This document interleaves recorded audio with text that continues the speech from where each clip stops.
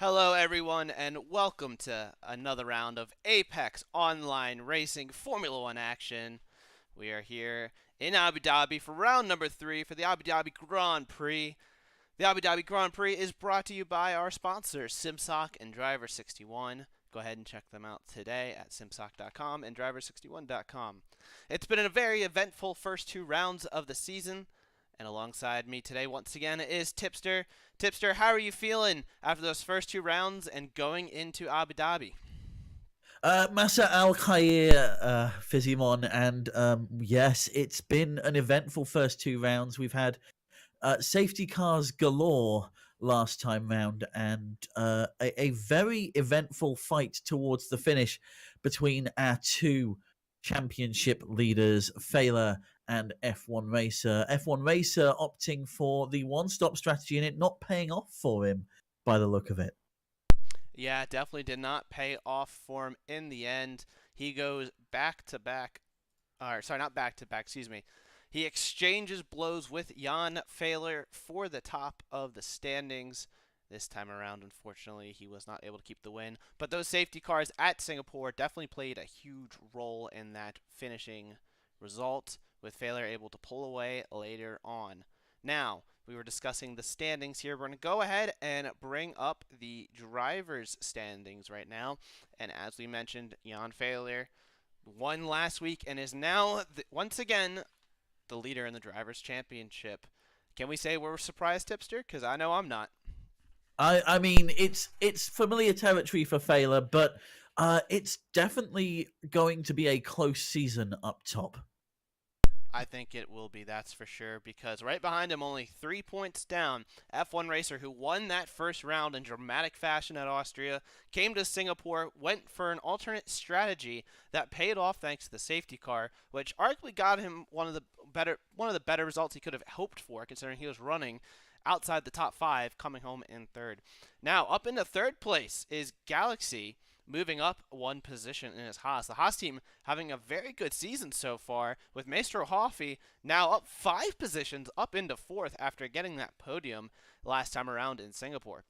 Kev Genetics will hold fifth position in his Mercedes, and Percy Geely, who had that very heartbreaking result in Singapore last week after a very strong Austria, loses 3 positions and goes down into sixth. Our mate in the Red Bull holding on to seventh place, which that's his position actually will update. I believe the That is the stewards.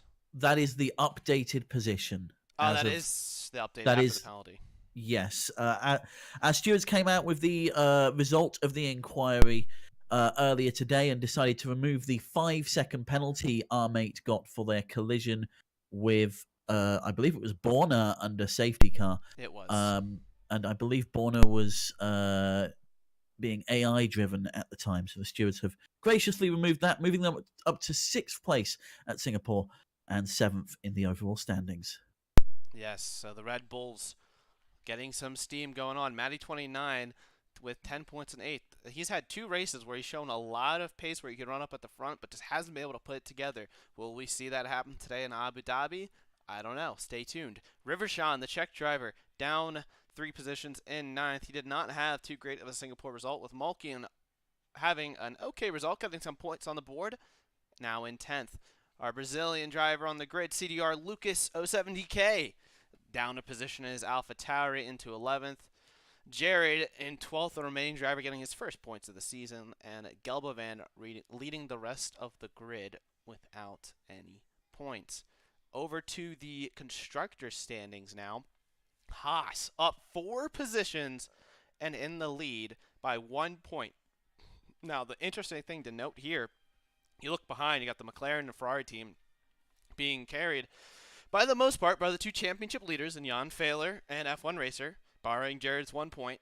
But that Haas duo has been really, really consistent in these first 2 races. Can they keep it up, Tipster? What are your thoughts on that? Well, it's been really consistent top form driving from both Galaxy and Maestro Hoffy. We'll see how they do at Abu Dhabi tonight. I mean, it's for me. Some of the technical sections at Abu Dhabi are very similar to Singapore, so I'm expecting a similar result from both of them. I think that's a very, very strong point you have, and I 100% agree with that. It is a very technical circuit that we have in Abu Dhabi, and it should be an interesting one. Now, back up to the standings. Mercedes down a position into fourth, while Red Bull goes up into fifth, with the Alfa Romeo team unfortunately suffering heartbreak last week, looking to rebound down in sixth, and AlphaTauri the last team with points. Now, fun thing to note is both the Aston Martin and Alpine team have both showed signs of getting good points that have just been heartbroken in these last two races. The Gelbelvan starting on pole in Austria, then spinning off, and actually having good pace last week as well. So, question is, when will one of those teams finally getting going? We'll have to wait and see, but Aston Martin does get Krusix back this week, so I think they are going to be a team to look out for. Now, drivers are on the track. Well, actually, no, they're not on the track as we speak. They are in the lobby on the grid, but no one is rolling just yet. What are your predictions for the today, Tipster, before we go on to the track for the action? Well, I think Abu Dhabi is one of those tracks where you're going to see a lot of jostling back and forth, particularly in that right, left, right of turns 11, 12, and 13. A lot of switchbacks, a lot of wheel-to-wheel action taking place in the start of that third technical sector. I think we're in for an exciting race either way. I agree. We are definitely in for an exciting race. And speaking of exciting, we got Dominic is going to be the first one out on track in his Alpine. We were talking about how the Alpines just haven't been able to put it together just yet, but we'll see. Is today the day? Stay tuned. Now, when it comes to strategy around Abu Dhabi, it's a 29-lap race with, it should be dry. If it's not dry, then we have one of the rarest occasions on the game, next to Bahrain getting rain as well. So Abu Dhabi should be a dry race, and the strategy is very interesting, Tipster. Have you happened to drive around here? Because I was driving around before, and the tires are very interesting with how it plays out. Yeah, so from what I gather, the mediums around here seem to be slightly stronger than the softs. It's going to be very interesting to see what people do in terms of pit strategy. Both 1 and 2 stop strategies are kind of viable around here, especially with how the pit lane is set up. The fact you have to go under the track to get out of the pit lane makes a pit stop all that more costly. Yeah, it's going to be an interesting one because I've seen stuff where drivers have gone soft, medium, medium, soft, but there's also, you can do a 2-stop strategy with soft, medium, medium, 2 sets of softs and 1 medium. You could use the hards even. Like, the strategy here is wide open. It's all going to depend on what's comfortable. And what makes it so unique is because, as Dominic unfortunately invalidates his first flying lap, what makes it just so unique is just the fact that the tire wear is not extreme, but the pace drop-off is. And as we see Rivershed go through the first sector, we'll ride on board with him now as he goes through the slow hairpin onto the first of the 2 DRS straights. It's you just see how the track is so technical, like we were talking about. It doesn't wear the tires too much, but the pace drop-off is massive. So we're going to see a very interesting strategical race, played out in front of our eyes, even with safety cars coming in. But you can already see on the timing board, we have 4 drivers out on track on the mediums. So already drivers trying to go for a different strategy. Yeah, and speaking of strategies, I've just had news from the Weather Center that it is going to be a dry race today. Confirmation of what we probably already knew, but we're going to see exactly what that does to how our drivers play out. I mean, we could see some drivers deciding not to put in as many qualifying laps as they usually would to try and conserve those tires as much as possible. I think that is something we're starting to see. We can see the CDR driver, Lucas, Persigili, Mulkin, and Failer all in the pits right now, as Rivershed's going to be the first one to set a flying lap. Dominic returns back into the pits. It's a 35.5. That's a pretty solid banker lap on the softs. As Dominic disconnects, we're going to see if we can get him back into the lobby as soon as possible. But now the times are going to start flowing in behind, and it's all going to tick off. We have Nico's going through the middle sector right now. He's not who I was looking to switch to, unfortunately. Where is F1 Racer at? He is down in 11th. going to cross the line now. Galbavan goes 35.5. F1 Racer, first driver into the 34s with a 1:34.9. We'll see how long he can stay up there. Tisu does a very respectable 1:36 low on the medium tire. Nonetheless, a very strong lap as the Red Bull drivers cross the line. Our mate goes second overall with Maddie29 bailing out at the last second. Maybe a little bit of teamwork was going on there that we didn't see behind the scenes. Virtual Nico only comes across the line 2.8 seconds off pole. I'm going to put it up to the times as Kev Genetics goes second with a 1:35.4 on the softs. As the times are really coming in now, Mr. Hoffey up into 6th. We got a yellow flag in the final sector. That is the reserve driver of Xerox returning into the pits after invalidating his medium run. So we're going to go ahead and remove the tire compounds. Dominic's back into the session. I'm actually going to throw him a backup invite real quick as I do have him on my friends list, and it's always good to get these drivers back into the lobby. But first 10 times on the board with the drivers still on track who have set a time being Galaxy, who's currently a 58.3 through the middle sector on the medium tires, looking to probably do a 1:35, maybe a 1:36 low. We'll have to wait and see now as he comes through the penultimate and back into the pits. And the Borner being the last one to not set a time in his Williams today, as he is a reserve driver. He is backed out of his lap as well. So first times on the board, 34.9 at the top, and a half of a second gap to Kev Genetics. That's a big gap, Tipster. That is a big gap, but still sitting in the pits. We've got Failer. As soon as I say that, Failer comes out for their out lap. Crew 6 has also got reasonable pace behind them. Galaxy yet to set a time. I'm sure there is more time in that lap than the 1:34.9 that we're seeing right now. I definitely agree with that one. There definitely is more time. But another thing to note, even though there's a half-second gap, so F1 Racer, according to the timing board, you know, he's miles ahead of everyone. However, look at the gap between 2nd to 6th. Under 0.2 of a second. With a lot of the drivers, look at that, from 3rd down into 5th, 3 drivers, 75 thousandths of a second. There's a very small window right there for these drivers on their first banker laps. So while we do expect times to improve, a lot of drivers already close together. The Borner sets a time 34 seconds off of the pace, so we're just going to ignore that lap time for his sake. But yeah, already looking a little competitive. We got what the tires used. Boris, the only one, another reserve driver, the only one to use an alternate compound on this first run. So, interesting thing to note, the guys on the mediums did back out. Now, to give you guys an idea of what the track is looking like, we're going to do this next lap on board with Crew 6.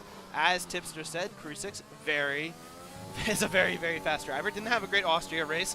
Unfortunately, started from the back, and then in Singapore was not able to make it at the last second. But going into turn 1, holding 4th gear, carrying as much speed as possible. Now through the very fast, flat out turns 2 and 3. Don't touch too much of the curb, otherwise you'll auto spin. Now through 4 and in 5. Someone took out the brake boards already. That's going to make it a little higher for the drivers as he goes through 6 and 7. Now through 8, through the very slow hairpin. Down 2nd gear, short shifting all the way up into 4th gear as he goes a little wide on exits. Keeps it valid, but he got very squirmy on the exit curb, which definitely cost him some time. Now Crew 6 down the back DRS straight. This is one of the 2 straights, as we previously mentioned, into a very slow chicane here, braking right after the 100 or at it.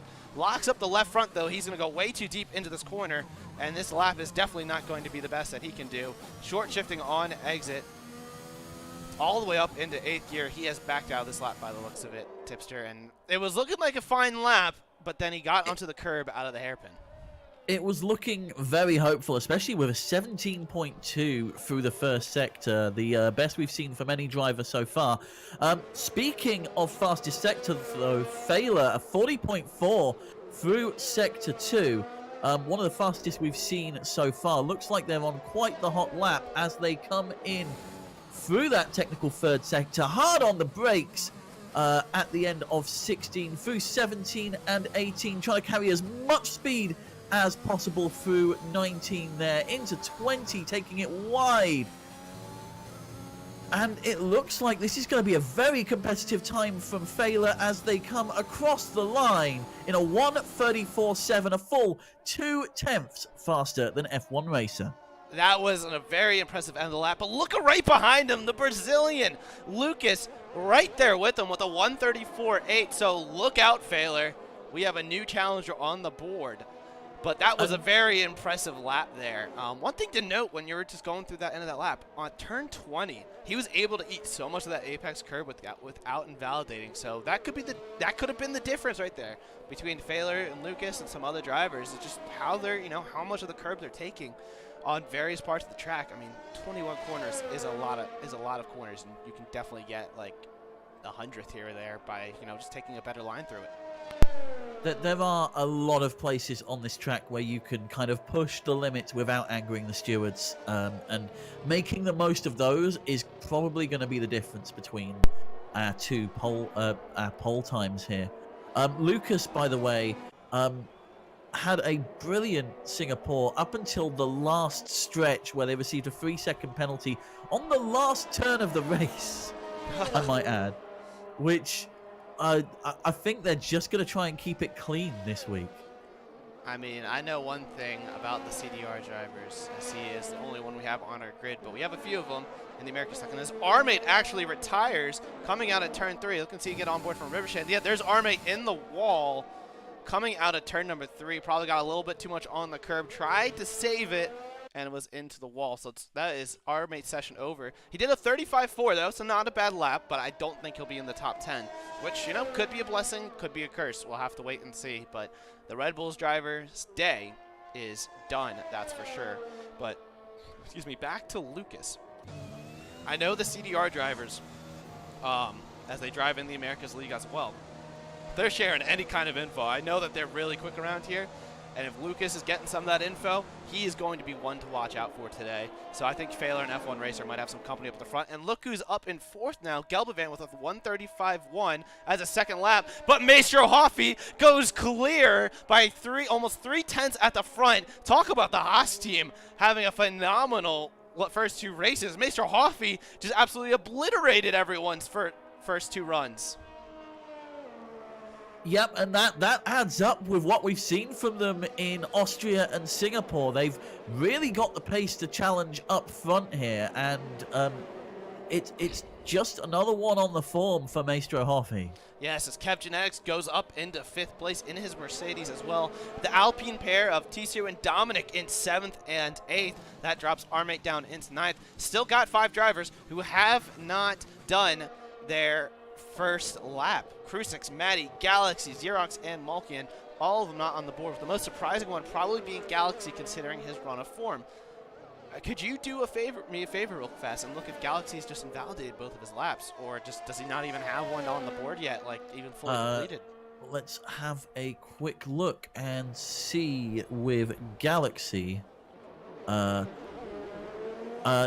invalidated lap times.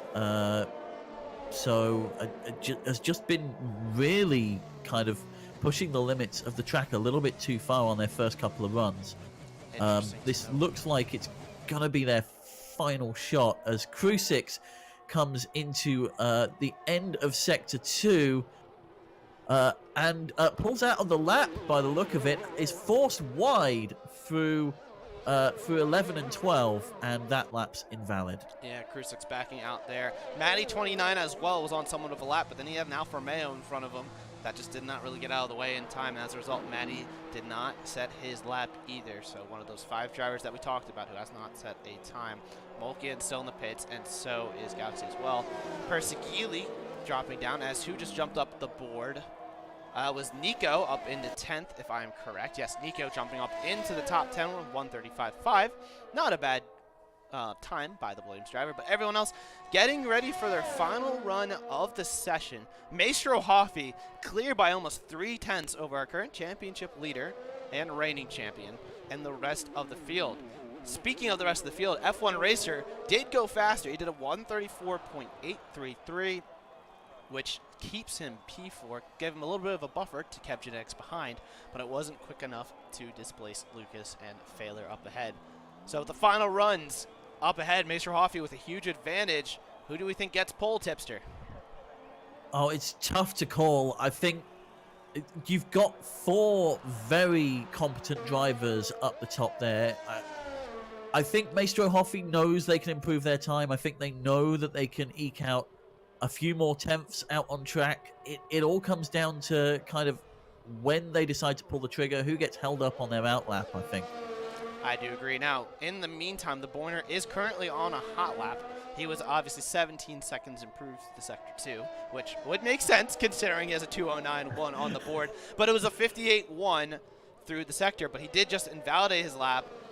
He ran out of battery, so the Borner session is essentially ruined.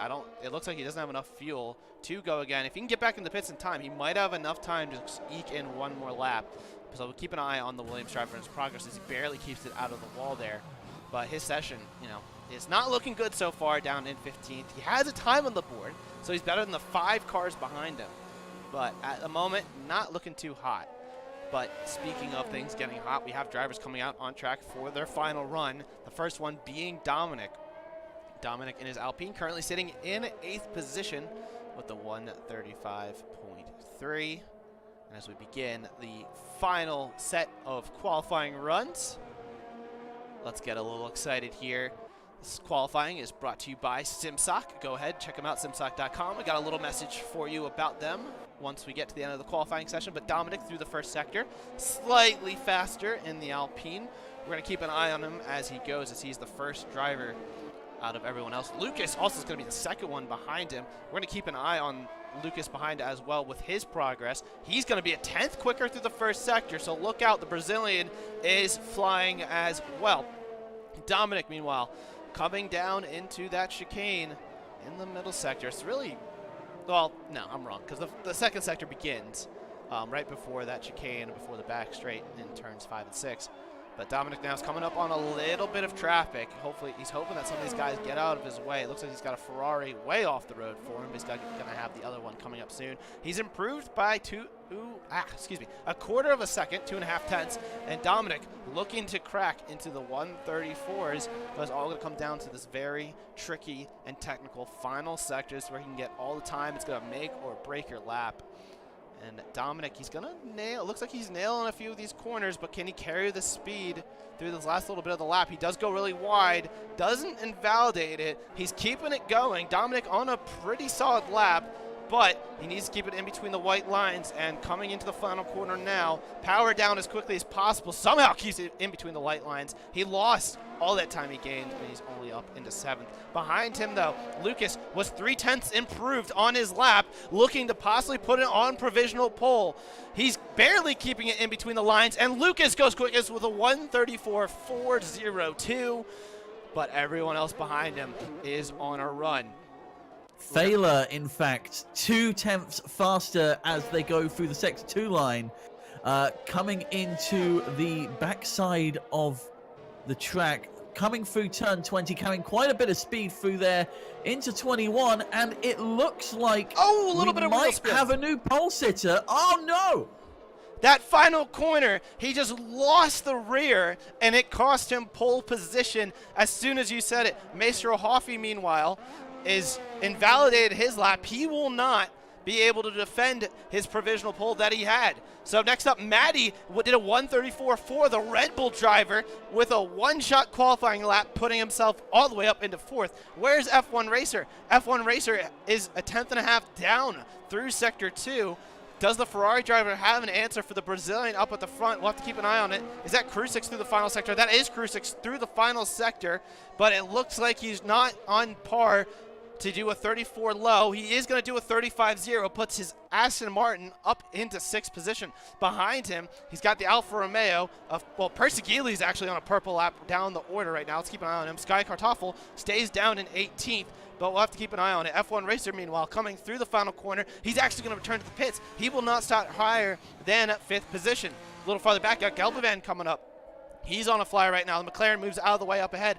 Gelbavan on a similar kind of lap as his teammate, but he's going to go really wide in the final corner. He's going to set a 134.9. He will displace his teammate, even though he went very wide on exit. Persigili, meanwhile, was 7.5 tenths improved through the middle sector. Can he find even more time through the final sector? He crosses the line. It's only a 35.3. That is P11.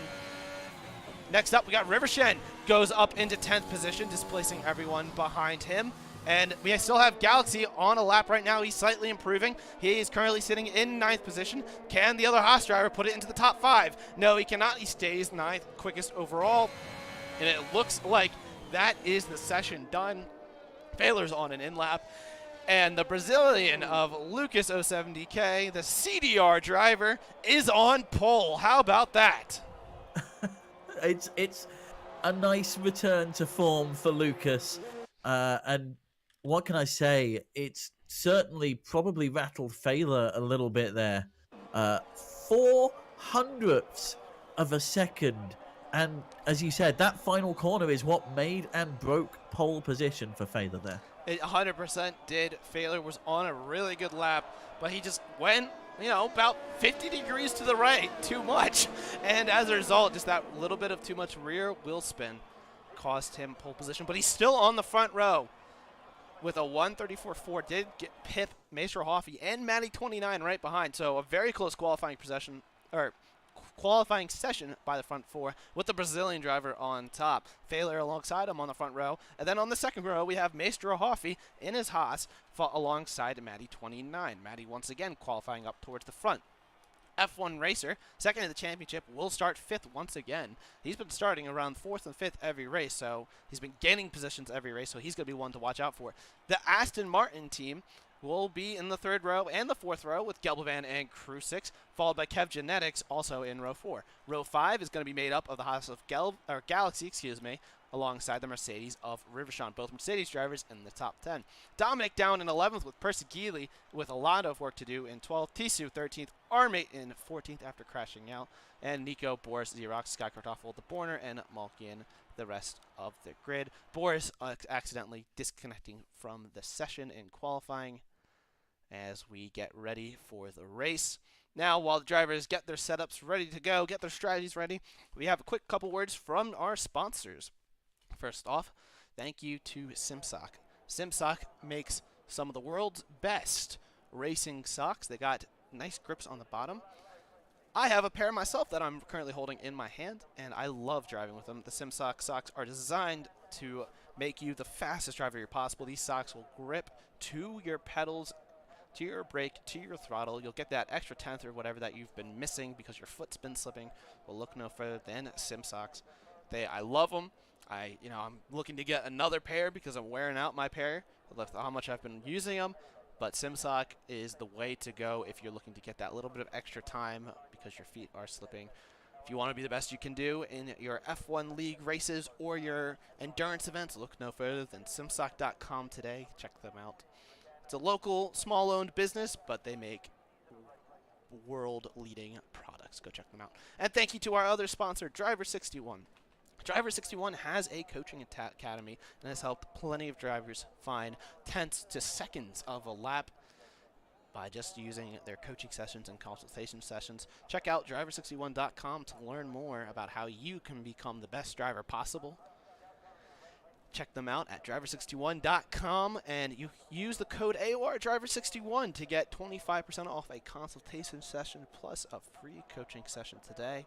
Go ahead and check them out. It's AOR Driver61.com using code AOR Driver61.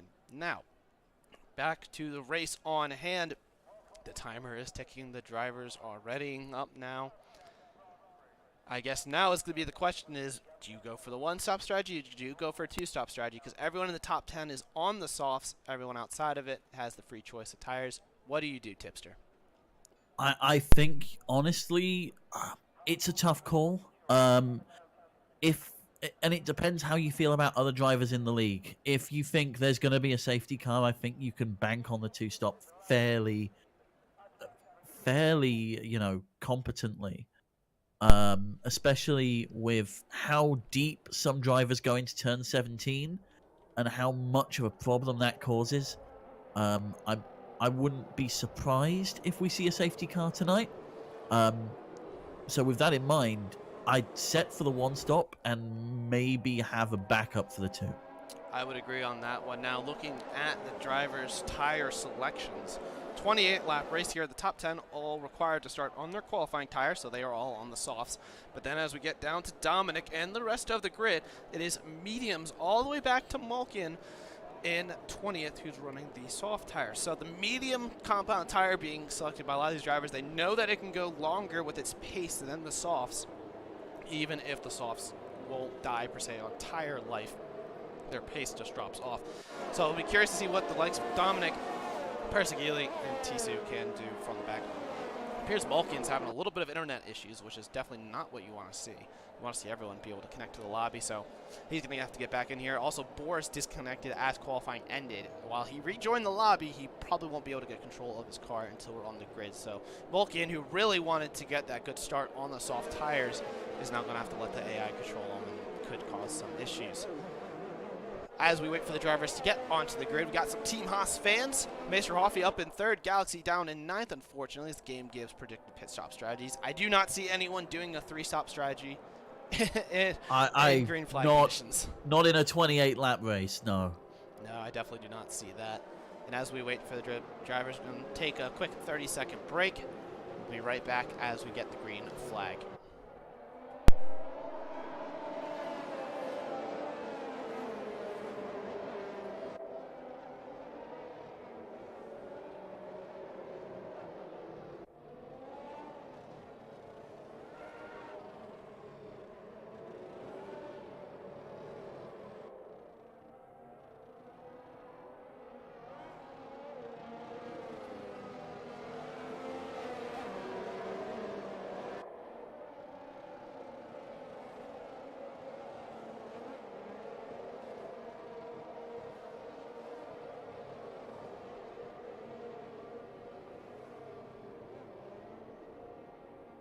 All right, we do apologize for that quick little delay there. The drivers are lining up onto the grid right now. The medium runners at the back slowly pouring in as well. All the soft tire runners on the grid.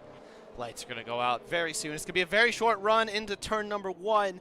So that launch off the line is going to be really important. You definitely don't want to get bogged down and lose positions before then. As we see Malkian and the Borner line up on the grid. Ready to go. Got a little bit of an Alpine looking a little jumpy. I believe that's Dominic's car looking a little wobbly here. As the lights go on, and we are getting ready to go. 4, 5 lights. And the drivers, boogity, boogity, boogity, let's go racing. We got Lucas with a good launch, but Failer once again gets that magnificent launch that he's known for. But Lucas is going to defend around the outside, which will once again be the outside through turn 2, which is the inside 4-3. And he hangs on. The Brazilian holds on to the lead. Maester Hoffey now into the picture. Failer looking maybe to go up the inside of 4, but now he backs out the last second. It looks like we got Maddie's under a lot of pressure from F1 and Racer and Gelbovan behind. As they go double file in the background, it looks like everyone got away cleanly off the line. There's a little 3 wide in the background. Boris stuck in the middle.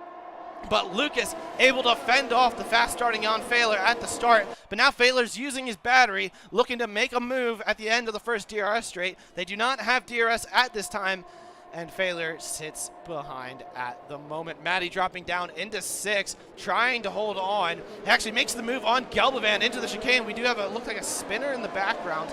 That was Armate, who was off the track. And we have another spinner, that is Dominic. So Dominic, who was in such a good start position in being the first of the medium runners, all the way down at 20th right now after a little bit of contact. Looks like Armate was off the track, but I guess he was avoiding whatever kind of contact that happened to Dominic there. And it looks like Gelbovan has picked themselves up 6 seconds of time penalties on the first lap alone. It looks like they were forced to run wide by cars on the track through the chicane there in 8 and 9 as Armate pulls up into 12th, taking over the Borner. That's Armate on the move right now. He is on the medium tire, you know, the Borner dropping down into 14th. It looks like someone already diving into the pits. Is that one of the Alfa Romeos of Persegili? Does he have some kind of front end damage from that first lap? Maybe he had a little bit of contact with Dominic, which would explain why he's already in the pits, so keep an eye on that. And it looks like Boris is having some ghosting issues. Persegili is on for a wing change, so he picked up some kind of damage. Maybe he had contact with Dominic. But back to Gelbovan, what did you happen to see if you happen to see that collision?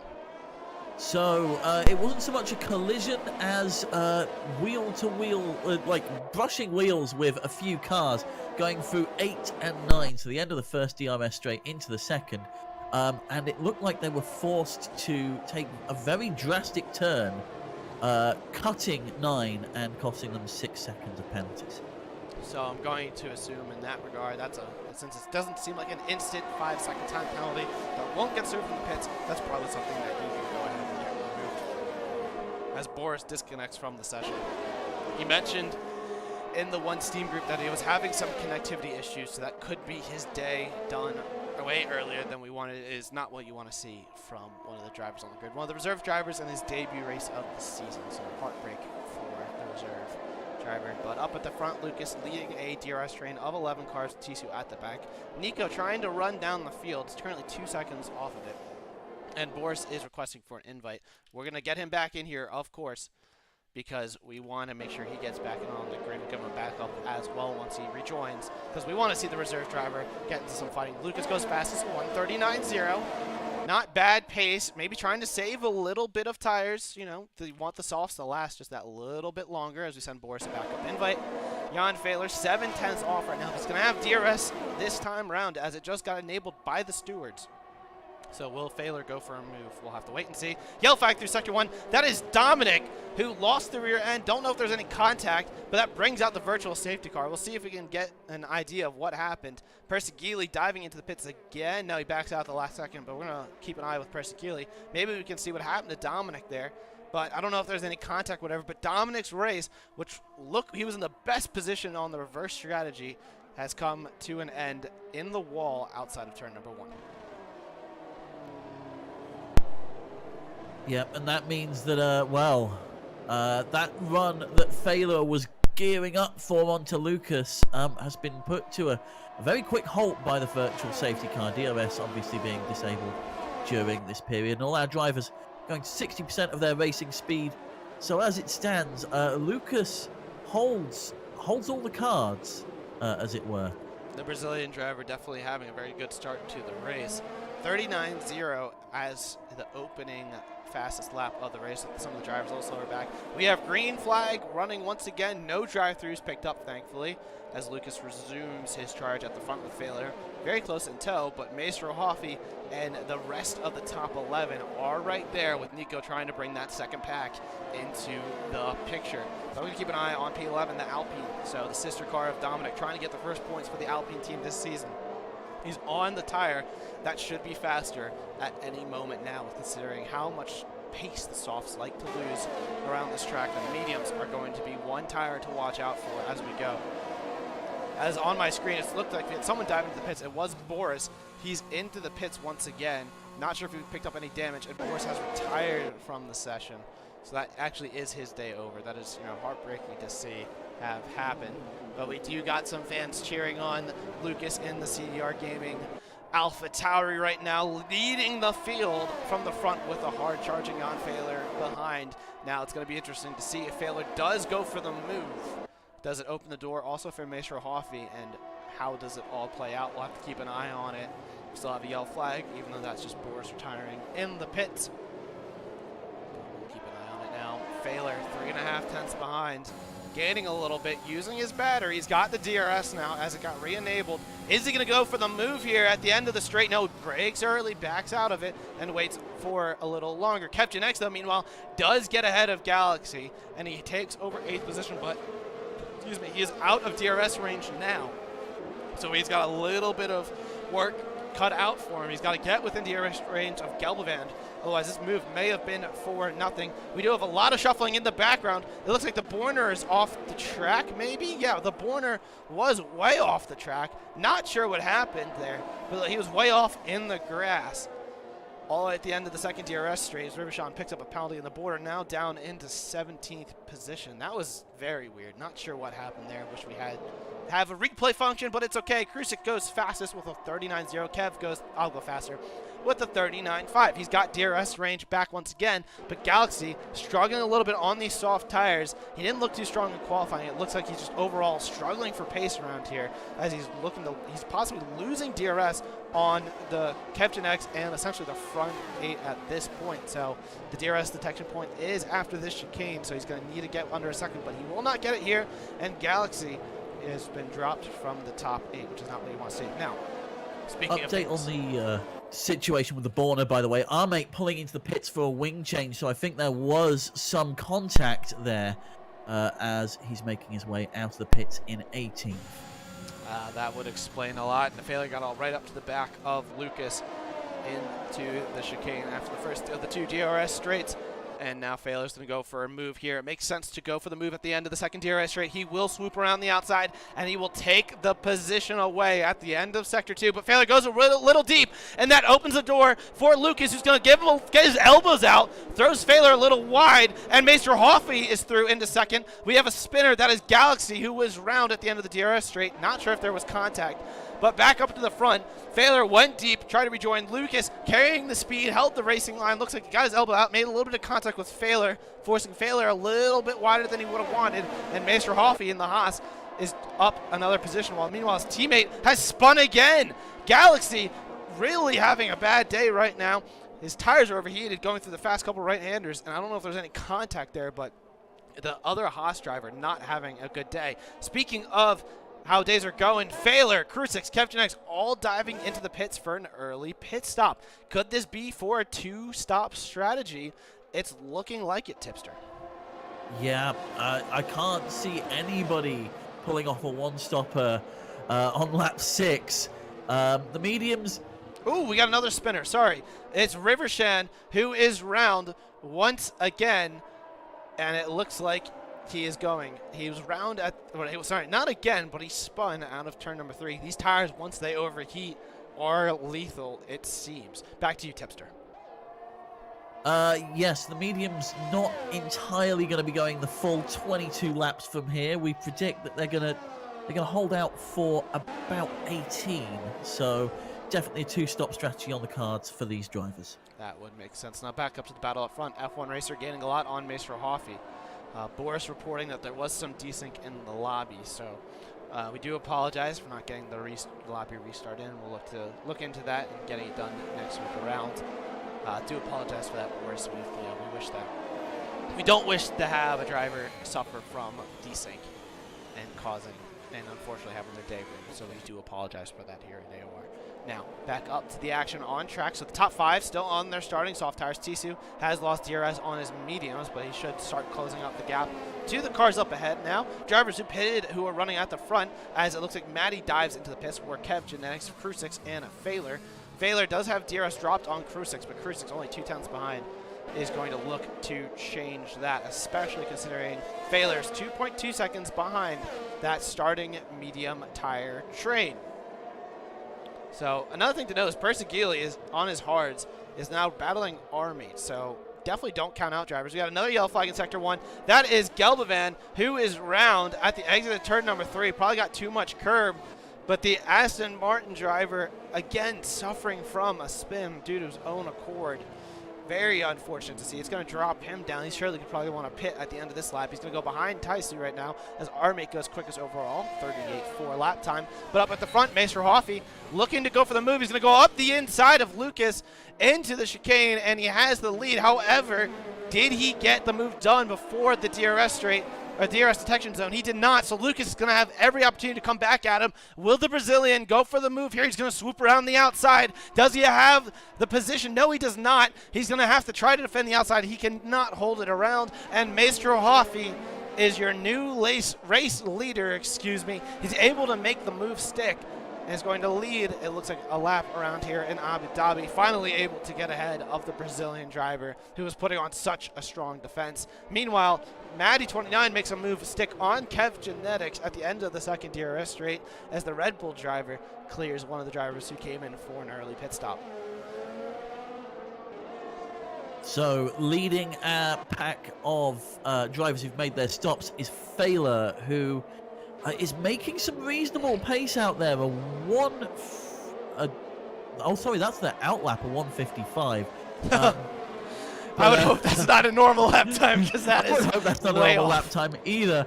But a 41.8 through Sector 2 is certainly, as they go, as Crucix goes fastest with 38.2, Failur on a 38.3. So Crucix actually gaining time on Failur as they overtake the Borna there. Well, here's the thing.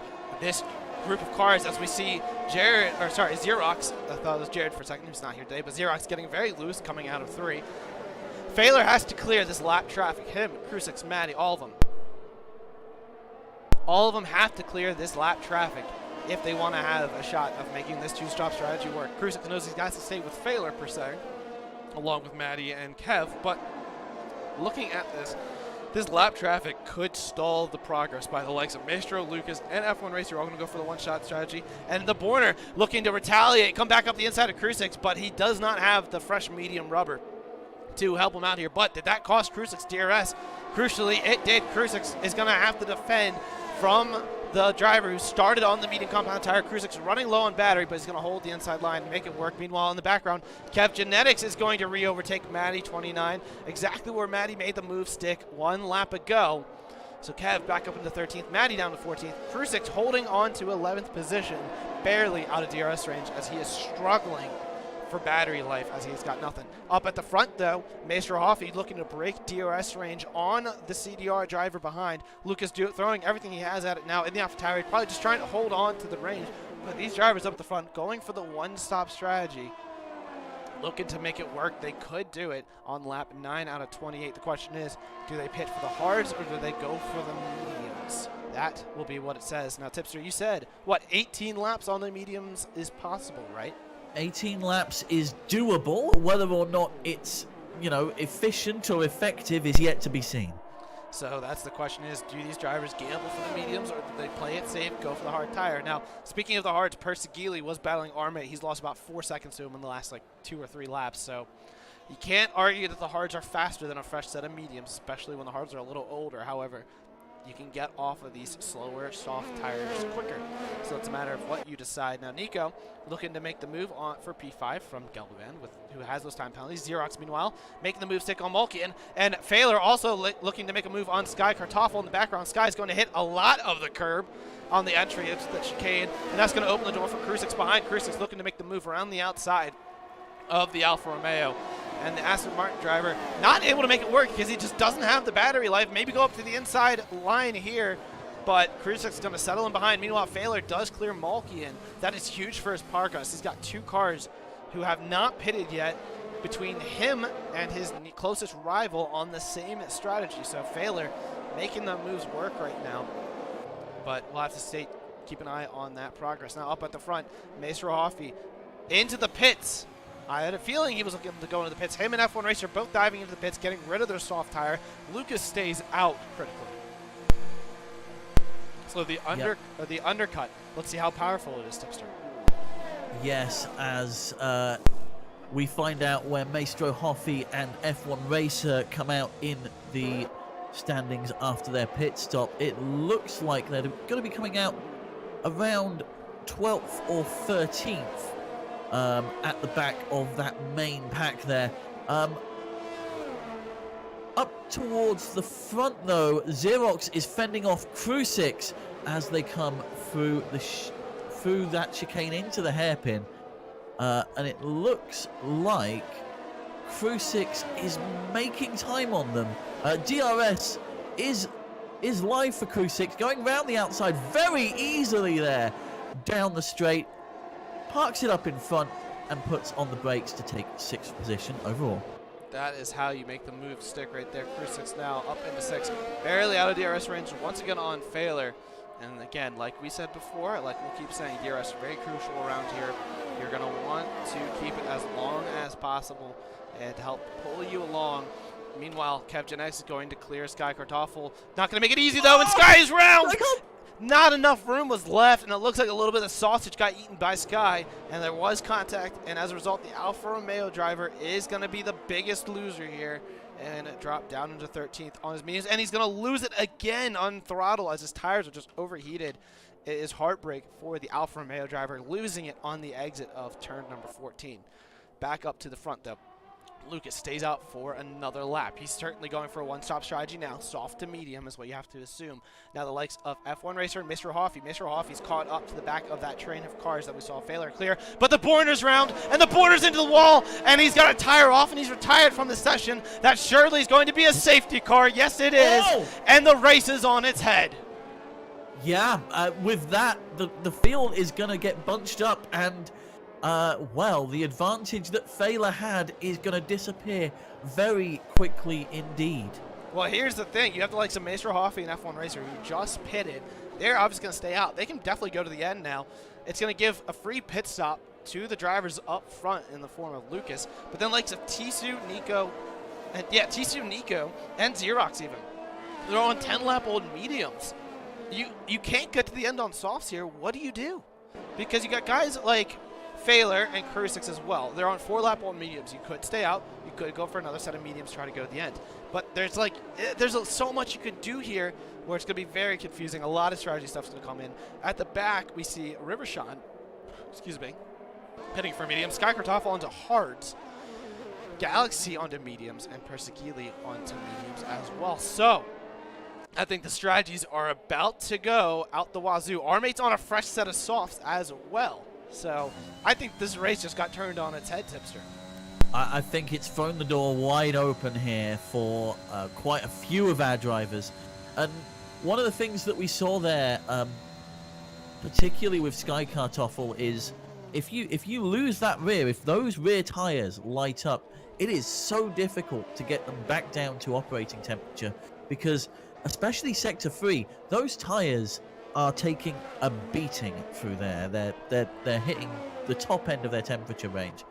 So any kind of spin out or any kind of rear swerving is going to cause you a lot of instability throughout the lap. Yes, as we look at everyone in the top 9 pitted, Maestro Hoffy, smartly enough, stays out, but will he stay ahead of Lucas? That's the question. Lucas is going to go flat out on the pit exit. Who's going to win out of the race, out of the pits? It's going to be Lucas. The Brazilian hangs on to the lead, and it's going to be as you were for the top 3 before Maestro Hoffy and F1 Racer went to the pits.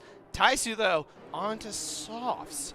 That's a bold move. Now, he's got his mandatory pit stop completed, maybe hoping for another safety car. If he gets another safety car, the Alpine driver is in a golden position. He started on the mediums, went to go wrong, on a set of softs. You get another safety car in, say, 5 laps where everyone's going to want to pit onto a set of softs, and he's right there with a chance to strike. He gets a couple overtakes here, and look out, everyone. So that Alpine driver, one to look for. Nico, though, up in a 5th in the Williams. Gelderman doing good right now in 6th. He's got that 6 seconds of time penalties, which I'm sure he's going to get removed because, frankly, how you described it, I mean, that's going to be something that's get removable. Failer down in 7th, our championship leader, who would lose the lead as it stands. Krusix in 8th. He's able to recharge his battery that was struggling. Xerox up in the 9th, and Kev Genetics down into 10th.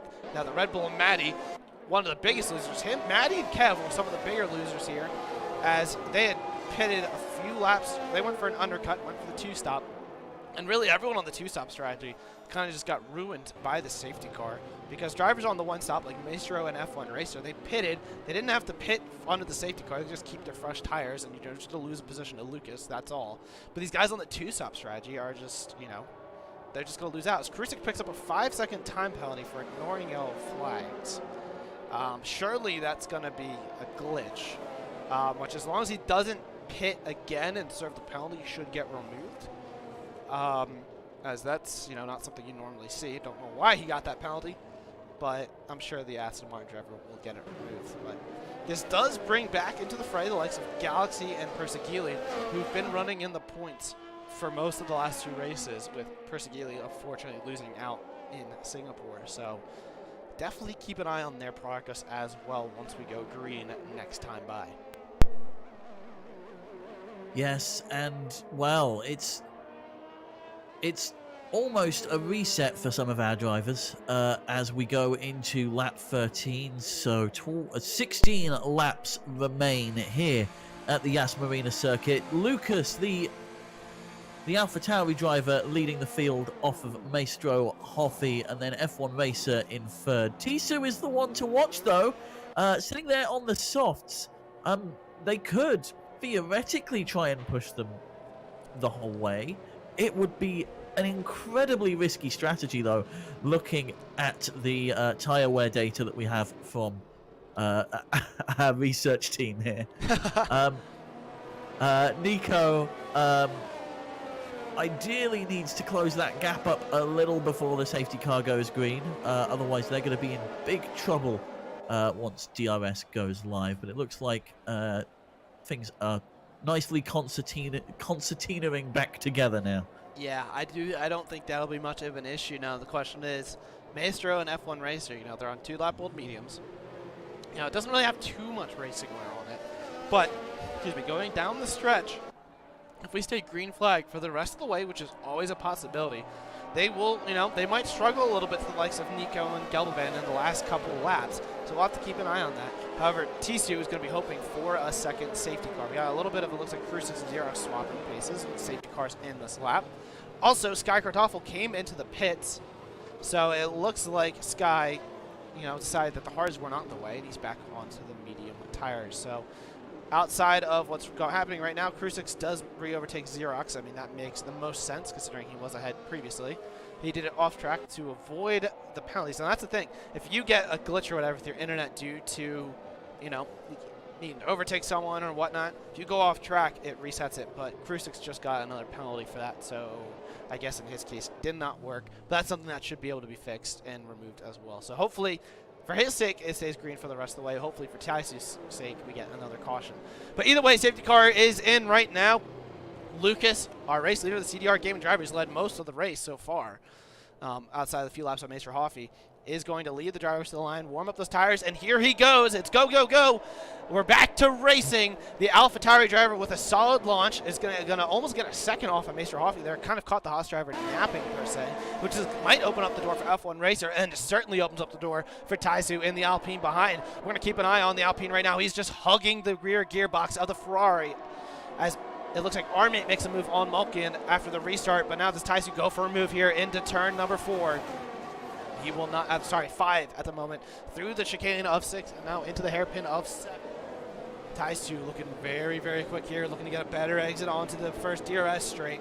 He won't have DRS until lap number 16, but if he uses the battery, you might be able to get it done here. He's got the slipstream. He is right there with the Ferrari. He's got a lot of overspeed. He goes to the left-hand side of the track, and he's got a nose ahead into the braking zone. He can just brake that much later, and the Alpine driver currently sitting in a podium position here on lap number 14, trying to score the first points for the Alpine team this season.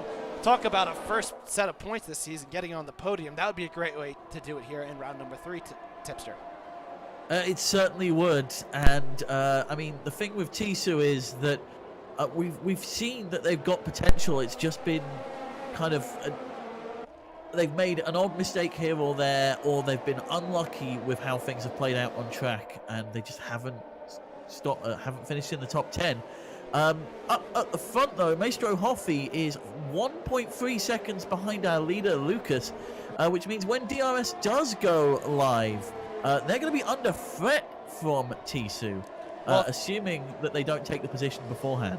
And it's looking like this. If you're Maester Hoffey, I mean, he's clearly lost over half a second since we had that 0.9 second gap made at when Lucas decided to go. Do you just let the Alpine through and let him pull you along? Because he should be faster than the CDR Gaming driver up ahead. That is something to think about if you're the Haas driver here. Do you defend so hard? Because those 2-lap difference tires is seemingly making a big difference when it comes to first to second right now. But a little farther down the grid, F1 Racer has got a nice gap to Nico and the rest of the field in tow. It really only looks like Lucas right now able to really benefit off of that, fresher rubber. While Taisu here sitting behind Maester Hoffey, he definitely knows he's quicker at this stage, and he's losing time to Lucas, so he's going to need to make the move stick. Now, once he gets this cleared, it's going to be, all right, when can I get a safety car again for everyone to pit? Because once you get to lap like 18, 19, everyone should go on the softs ideally, go to the end, get a fresh set of rubber, maybe even a fresh set of mediums. But Taisu here goes up the inside into 11. He's going to brake that much later, makes the corner very nicely, and through 12 and 13, the Alpine driver's up into second. Geldervan, meanwhile, is round. He's able to save it and keep it going. But Geldervan, who was running in the top 8, now down into 12th and out of the points of the Aston Martin driver. I don't know if he overheated his tires, if there's any contact or whatnot, but the Aston Martin driver, another victim to Abu Dhabi, losing the rear. Able to keep it going, thankfully, for his sake, but Still down in 12th. Now back to the Alpine up at the front. He's closing in a little bit on Lucas, but he's going to need to use all he's got for this offseason. He needs to get DRS on Lucas as soon as possible. The gap's already 1.2, 1.1 seconds. He's using all of his battery. He's trying everything he can, throwing everything he's got right now before we get to the DRS detection zone, which is in between 6 and 7. He's almost there, and the Alpine driver into turn number 5 and 6 is within range. Xerox, though, does retire, and that is a full-blown safety car. That is what we were just talking about. Xerox losing it on the exit of 3. Not sure if there was contact. Probably ate too much curb on the entry of 3. He's into the wall, and once again the field is frozen, and we have a full-blown safety car with 12 laps to go. And with 12 laps to go, you're really sitting here considering, should I gamble and go for the softs? I know it's only been 3 laps since our last incident, but you know, I think some of our drivers further down the grid might pull the trigger here on the softer tire. I think if you're Taisu, I think, you know, you don't know if you'll get another caution at this point. I think you do have to pit. You're in second. Now, if you are the likes of Maestro Hoffi, an F1 racer, I would definitely consider joining him. The likes of Lucas, I mean, you're on relatively fresh mediums. You can stay out, and everyone else behind. So it's a very hard call, because if it happened 2 laps later, you're definitely thinking, all right, softs 10 laps to the end of the race. You know, that's doable. Let's do this. You know, you can make it work. You'll be really quick, and, you know, you'll be able to hang on. But now it's going to be 12 laps to go once they cross the line. What do you do? I mean, you're going to have a couple safety car laps, probably 2. So it'll essentially be 10 green flag laps, which, yeah, that's what we're saying. Like, you know, that's ideal. But what do you do? Now, Taisu, I hope he doesn't think that those softs will go to the end, so I would imagine he pits here. But it's going to be interesting to see what some of these drivers do here strategy-wise. Lucas is out at front right now. He's on the fresh mediums. Does he go for a set of softs? He's going to dive to the pit entry. He does throw a dummy. Everyone stays out. Nico's going to be the first one to bite, though. Nico's into the pits on the Williams for what I assume is a set of soft tires. Is this the right move? No one joined him. That's the most surprising thing. So Taisu hoping that he can go long. Xerox leaves the session, unfortunately. Taisu hoping that this safety car will allow his softs to go to the end.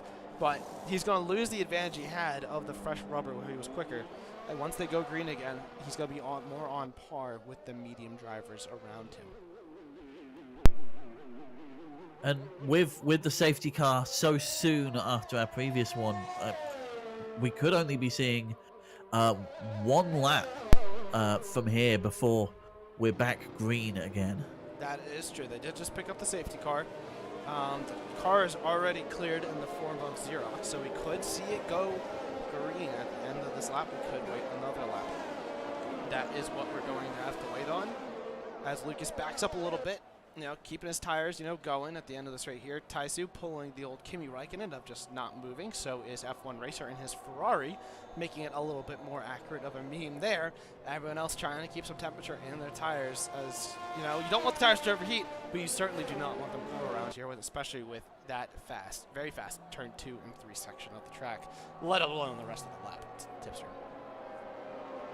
Yeah, and tire temperatures are really important around this circuit, as we discussed earlier. I mean, you want them in that optimum range, but if it's so easy to overheat the tires, especially through sector 3, that maybe starting out with slightly cooler tires than you know you usually would, slightly lower pressures even, may make all the difference on your start.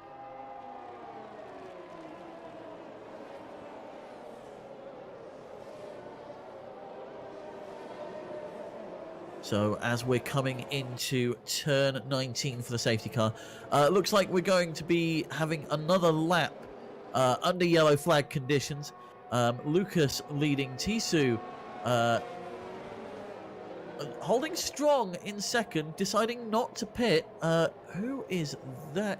Was that someone going off to the side? I don't think it was, but we are currently holding steady here with Lucas up front, as they have been for most of the race.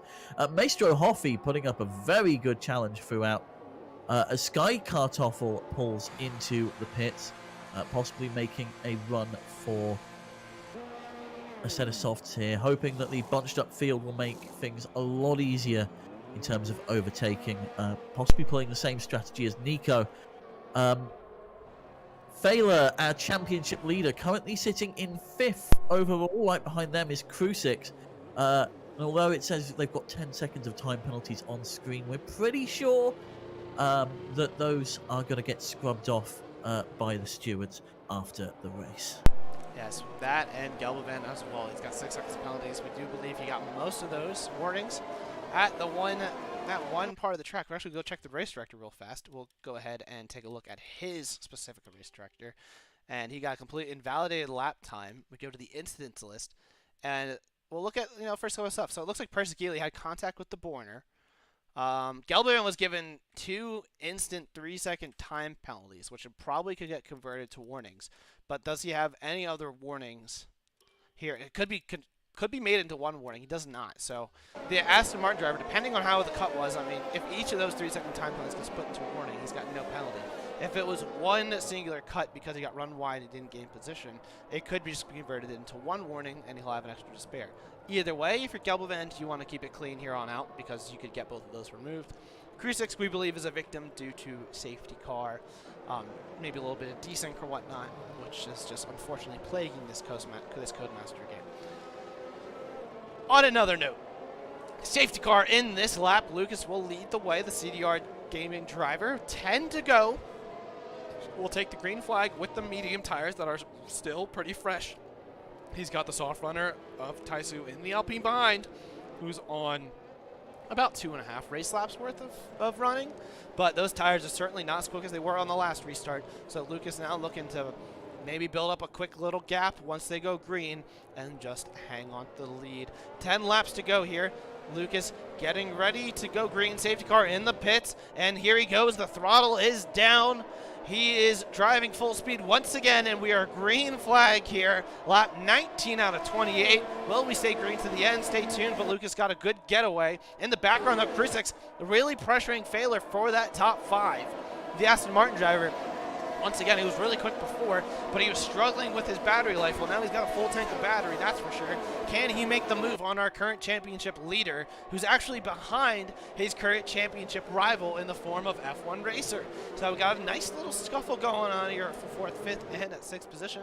But we are green flag once again. Towards the back, we got Nico on those fresh and soft tires, going up the inside of Persigili through turn number 7, which is going to give him the inside line into 8, down the long DRS straight here and into the speed trap. He's going to actually fall behind Persigili, who's getting some slipstream from the Hasselb ahead. Persigili defends the inside line. Nico trying to go around the outside into 8, but Persigili, very brave on the brakes, hangs on to P13 this time around. Galaxy looking pressure though. Malkian up ahead. Malkian going defensive in the sister AlphaTauri driver. Galaxy goes to the right-hand side of the track, trying to make the move around the outside. It's going to be very hard. They're still side by side, but Malkian hangs on to the position. Galaxy stays in 12th. Everyone as it was at the restart. Back up at the front, Taisu within 0.3 of a second on Lucas. Those softs still working very nicely for him, but he has to take them for another 9 laps and a couple corners. So will he make it to the end if it stays green flag? That's going to be determined here for the Alpine driver, who's currently set, trying to get the first points for the team, and in dramatic fashion, Tipster, like we talked about. Yeah, I mean, it's gonna be nail biting to see if Taisu can make it to the end of the race on these softs. I mean, if they can, all credit to them. They deserve that podium if they can make softs last 16 laps here at Yas Marina, because I haven't seen that feat from many drivers. As it looks like they are gaining time on Lucas. We could see a pass here from Taisu this time round. I don't think so about that. It looked like he went, as soon as you mentioned he's gaining time, he went too deep into 5, completely missed the apex, and lost almost half a second. Yeah, you better be knocking that wood right now, but it's okay because he's now under half a second once again. He's still got some really good pace in that number 2 Alpine car. And we'll see what his Castrol-powered car can do down the second DRS straight. DRS is enabled next time around, so once it is enabled, as long as he has the grip, I think he's going to go for that, race lead. But again, it's going to be a tall order holding on to that lead once he is through. Lap 20 out of 28. They got 8 laps and most of the third sector to go. And it is a nail biter already. 2 safety cars to the name. We had a VSC as well. Will we see a third? Stay tuned. Meanwhile, towards the back, Nico not making as much progress as he would have wanted on those softs. Still stuck behind Perseguili, who's putting up a very strong defense to the Williams driver behind. Not battling for points, but Perseguili knows that if he can hang on, maybe he can capitalize. As DRS is enabled now. Lap 21 out of 28, 8 laps to go.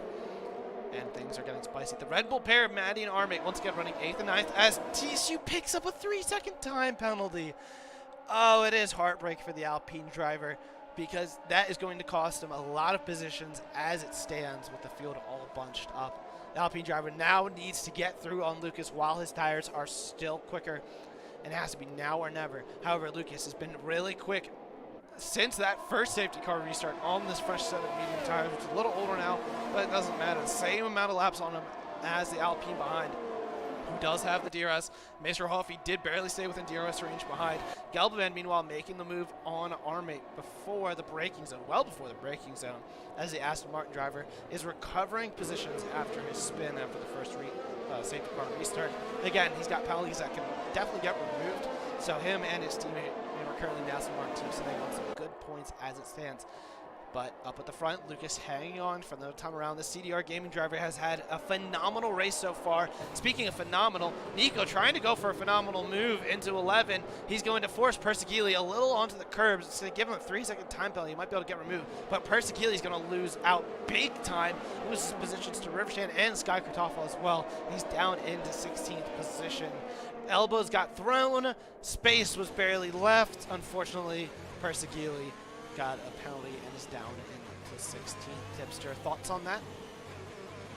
It's a shame for Perseguili. I mean, we've seen that they have the pace to compete at this tier, but it just seems like that they run short when it's racing on track. Yeah, Perseguili does seem to be a victim when it comes to luck. I would honestly put it more down to luck. I mean, look at Singapore getting put off into the wall and taking the damage, forcing them to the back. Here, little elbows to elbows, racing on track, like you said. So luck while racing on track, I think that's a happy compromise there. And, Perseguili was running strong in Austria in the first stint, second stint not as strong, but then got caught out because of that late safety car with the rain. So, down to 16th right now. I mean, still 15 points to the name. Championship aspirations are certainly never off, as Nico makes an easy move on Galaxy. Malkian, meanwhile, disconnects from the session. Currently running in 11th. We're going to quickly hit him with an invite. We want to get him back in here as he has a chance for points, and it's not fair to see someone lose out so horribly like that. We'll send him a backup invite as it stands. But up at the front, Tisu, again, pressuring Lucas, but not able to make the move stick on the CDR gaming driver. Kev picks up a penalty as well. We'll send that back up to Malkian as he rejoins as it stands. But Tisu not able to make the move. And I think if you're Lucas at this stage, you want the Alpine behind you because his pace is starting to drop off on the softs. Like, it's going to go away slowly. I mean, because the mediums are going to drop with him. But you want Tisu there. So that way when Tisu does fall off and falls into the clutches of Maester Hoffy, you can use that to break DRS on the Haas behind. And as it stands, it's looking pretty good. Gap is 9/10 of a second, so you can already see Tisu maybe struggling a little bit here at the end of lap 22, start of lap 23. So keep an eye on that as it progresses, especially this time around. Tisu looking to keep DRS on our current race leader, even though he does have a 3-second time penalty to his name. So things are going off. Also, Armace 3 seconds behind Galbovan. Not sure what's happened to the second pack there. Do you got any idea? Because I don't. I don't, I'm afraid. I know that Armate and Malkian, it was Malkian and Gelbevand had a small collision earlier, but nothing that actually got flagged. I couldn't honestly tell you.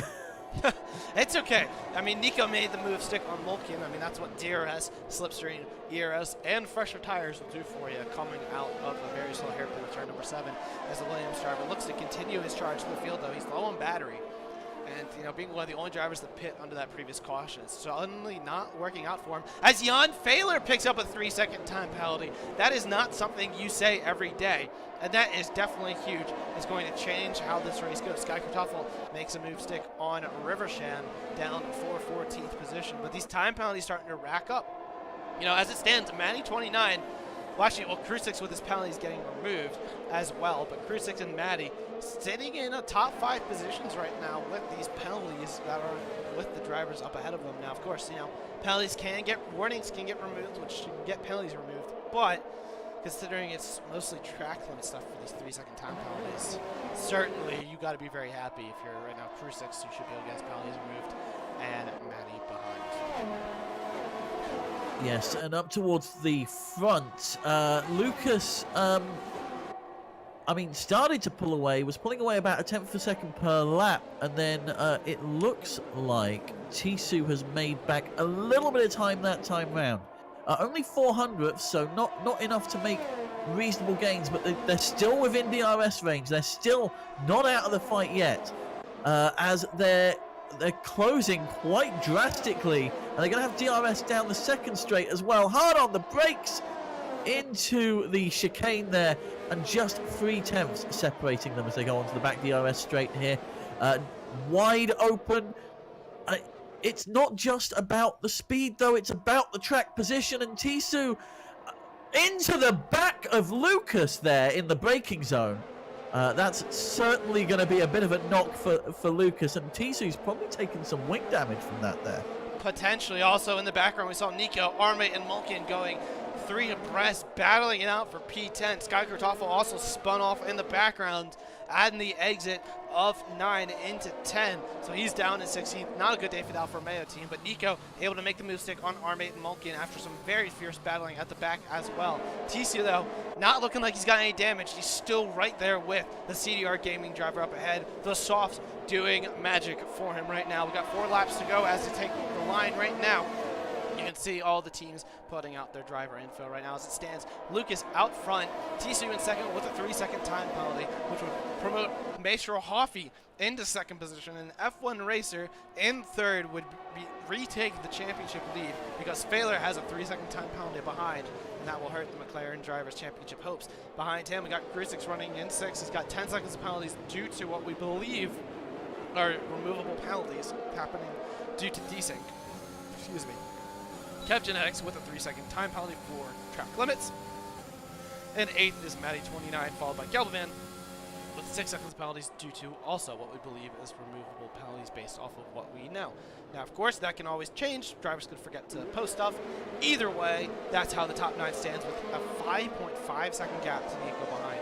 So it does not look like Hoffy going for the move here, by the way, around the outside of Tisu, and into the switchback. It doesn't look like it sticks, but they were pretty much neck and neck going into that braking zone there. So Hoffy's definitely got the pace to get past. It's just about getting the position on track. Just 0.2 separating them there. It looks like Tisu is a little content sitting behind Lucas, and Maestro Hoffy looked to keep catch him napping because Tisu didn't look like he wanted to make the overtake on Lucas. He wasn't trying to carry too much speed. Kind of forced Maestro Hoffy to avoid running to the back of Lucas, held the inside line, gave him as little space as possible, and held onto the position. But now here, 3 laps to go as they cross the line. Once again, Tisu, about 0.8 crossed the line. He's going to gain probably a little bit through these first few corners, through turns 1, well, not through 1, but 2 and 3.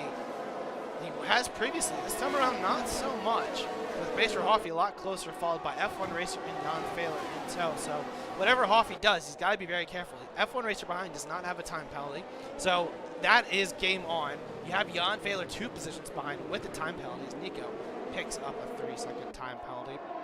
So it's as it stands, you know, if you're Hoffy, you can't be too aggressive because if it turns out you fail on your attack, you know, you're not going to be able to make the move stick. And you look at here, he's going to throw a dummy, trying to get Tisu to bite. Tisu cannot bite. And you can see Tisu right now, you know, it's looking like he's struggling. You know, he's not able to gain as much through these corners where the softs used to be quicker, but he's getting all the time back in the DRS straight. However, he's not as close to Lucas this time, who's crucially out of battery. So is Tisu. Both drivers very low on battery, so this is a great time to look at battery levels. Hoffy, currently at 46%. Failer, who is at 14%. We just saw him briefly clear F1 Racer, who's at 25%. Krusix at 13%. Kev Genetics at 22%. So out of the top 7 as it stands, Maestro Hoffy is sitting on half of his battery available. He's at 50%. He is sitting there on a gold mine of battery compared to the rest of the cars around him. And he knows that once he clears Tisu, he has a shot at this race victory because of that battery alone, especially if he just saw the light blink on the back of Lucas. Yep, and we're into our penultimate lap here at the Yas Marina circuit. A lot of time penalties being doled out there. I don't quite know. It looks like multiple warnings in both cases. Lucas out in front. Skycar Toffel making the pass on Armate and Persegili, who are both into the pits. It looks like there may have been some sort of collision there. We'll get more on that later. Up towards the front, though, Lucas has pulled more than a second away. Although Tisu is gaining that back on DRS as they come into the chicane. Just 6/10 separating them. Maestro Hoffy biding their time with that battery, as we were saying earlier. Tisu, again with the DRS, again with expending all of that battery going into the right, left, right, the technical section here. Maestro Hoffy looking for a little bit of a nose-in on the outside, doesn't get it. And gets a 3-second time penalty for his trouble as F1 Racer tries to take the inside and fails to do so.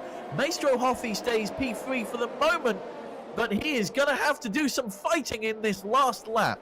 Yeah, but this looked like what happened there. Maestro Hoffy didn't get the overspeed he wanted. Tisu went deep into 7 to get himself a good run out of it. Now, coming up to the white flag, Tisu needs the DRS here to help him defend. Otherwise, he's a sitting duck. Hoffy, I'm going to assume, is going to go for a penalty removal there. He looked like he was maybe shoved off the track, which would be a fair removal. But white flag flies, sponsored by Driver 61, as Lucas takes him into turn number 1 right now. Tisu in tow, barely within DRS range. It looks like he's not going to be close enough to strike to get the race win. Lucas with a phenomenal drive up at the front. Like you said, F1 Racer went to stick his nose in, made a little bit of contact, nothing doing there. But now, through the very technical point, 5 and 6, Tisu only 0.8 of a second here, closer than he was last time. Does he have anything to say about it? 9/10 on exit, almost a second back on exit, using all of his batteries, got the DRS now. If he's going to make the move stick, as Gelbavan has actually, I don't know what happened there. Nico ran down Gelbavan, who must have made a mistake, who's all the way down into the clutches of the Williams driver, but we're going to keep an eye on this battle. Tisu in the braking zone, under half a second. He gained half of a second in the last DRS straight. Is he going to be close enough? No. He's going to lose a lot on traction coming out of turn number 9, and he's going to fall victim to Maestro Hoffy. Hoffy using everything he's got, trying to go around the outside once again of the Alpine, but the Alpine just breaks so late. He goes almost into the back of our race leader, and that opens the door for Hoffy. They're going side by side. They're throwing the elbows, and Hoffy yields. Tisu has it, but Tisu loses the rear end. Will Hoffy go for a move through the fast section of 15, 16, 17? Will he go for a move up the inside? No, he holds on, holds position, and it looks like that could seal the deal for the podium. Lucas is going to run away at the front, and the Brazilian driver for CDR Gaming, Lucas 07DK, here in Abu Dhabi, takes turn 21 for the last time and takes the checker flag and wins the Abu Dhabi Grand Prix. Tisu comes home in second on track, Hoffy in third. F1 Racer will come home in second because of no penalties. Maddie 29 on the podium in third position. Tisu comes home in fourth after those penalties. Hoffy in fifth, Failer sixth, Kev in seventh. Nico says 8th, Krusix 9th, Gelban 10th. So either way, Yas Martin pair does pick up points, albeit they might get some penalties removed there. All depends on what the stewards say, what kind of warnings we get. But our race winner, Lucas 07DK for CDR Gaming, with a phenomenal drive there, absolutely dominant. Yes, an absolutely amazing drive from Lucas there. And that can't be taken away from them. Regardless of what happens, that win is theirs. But there is going to be a big asterisk next to the race results that we're going to see here, with a lot of penalties being doled out that honestly, we think may be reassessed by the stewards after the race. But as it stands, your champion is Lucas. Lucas does finish out on top, representing Brazil. I don't know when's the last time we've had a Brazilian winner, if ever, in Tier Number 1 here in AOR, but Lucas does come out on top with a phenomenal drive in his AlphaTauri.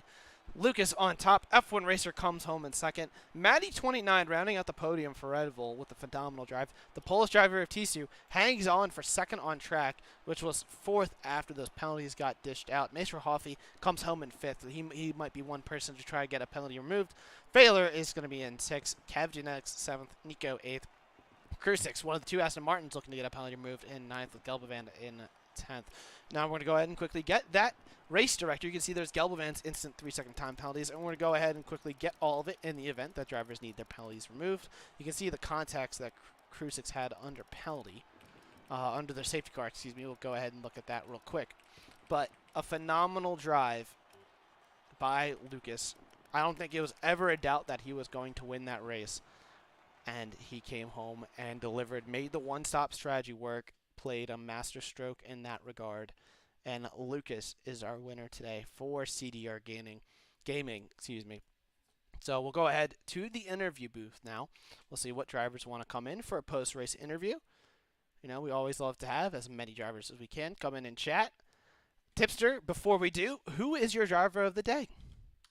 Oh, it's a tough decision. It certainly is. There was a lot of back and forth, but I think I've got to give it to Matty. Honestly, I know it sounds like a controversial decision, but they've really shown tonight why they're in Tier 1, why they've joined this top tier of racing here at AOR. Just a consistent performance throughout the race. Ends up in third with a big asterisk next to it, but I don't think he can, even if he ends up going further down the order, I don't think he'll be disappointed with the way that he's raced today.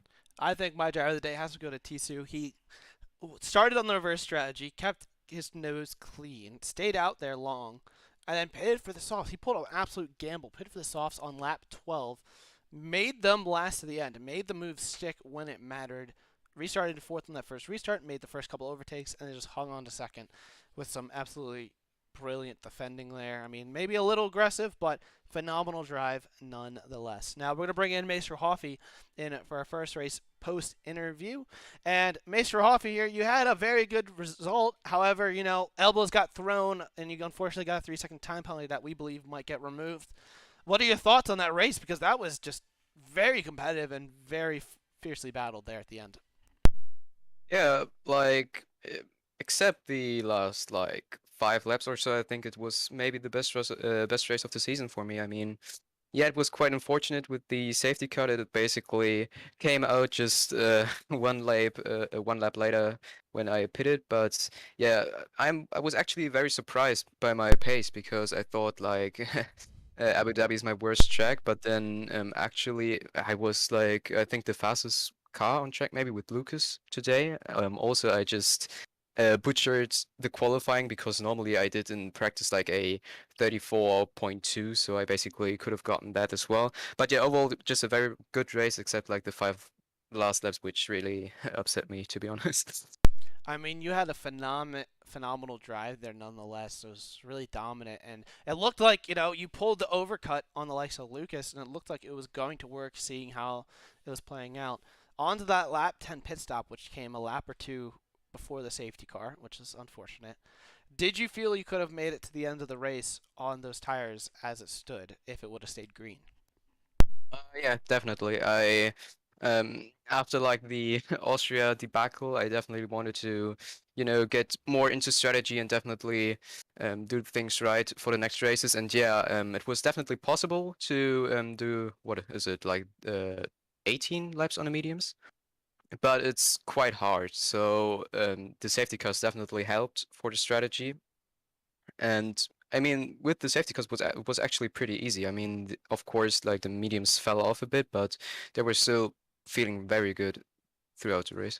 Now, again, back to that safety car, when it came out, when you saw everyone else pit, were you ever concerned that those couple lap old mediums were going to cause you any issues later on in the race, or did you always think that, okay, you know what, my pace is good so far, we're just going to do it and it's going to work? It was basically a 50-50 gamble. I knew that like the tires are very important in Abu Dhabi, so one lap fresher tires can actually make pretty much of a huge difference. But then again, I thought I was quite good today, pace-wise. So I basically thought, yeah, maybe I have a slight disadvantage over the others, but I can still make it work. And I think, yeah, you can see the result of that. Yeah, it was a really, really good result. Tipsters, you got any questions for our Haas driver here today who did a phenomenal job out on track?